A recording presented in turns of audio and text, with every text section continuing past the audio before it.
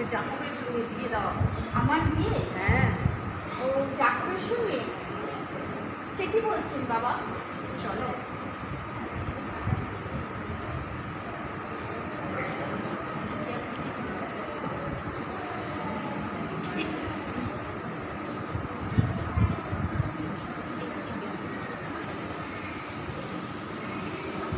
এর সঙ্গে বিয়ে?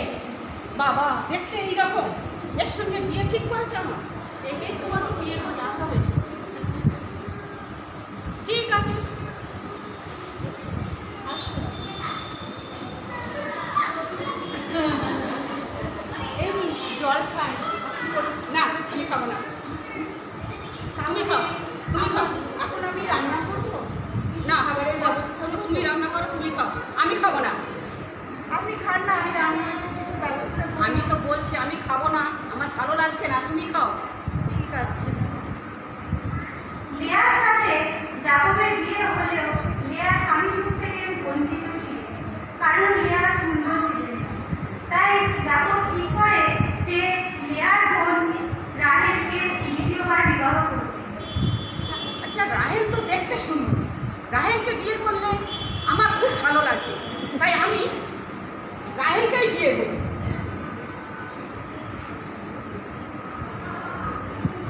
চলো আসো, ঘরে আসো।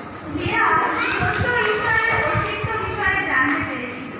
লিয়া বুঝতে পেরেছিল তাকে তার সমস্যা থেকে কেবলমাত্র উদ্ধার করতে পারেন ঈশ্বর। তাই লিয়া জীবনের প্রতি কোনো অভিযোগ না করে সে ঈশ্বরকে স্মরণ করে এবং না, আমি খাবো না। স্মরণে না, নিজেকে সমর্পণ আমি খাবো না। খাও না, চা।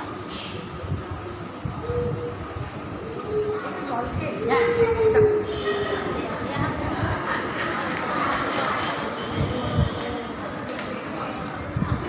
প্রভু, আমি দেখতে ভালো নয়, কিন্তু আমার স্বামী আমাকে ভালোবাসে না। কিন্তু হে প্রভু, তুমি আমাদের পরিবারকে ভালো রাখো, আমার স্বামীকেও ভালো রাখো, সকলকে তুমি ক্ষমা করো প্রভু।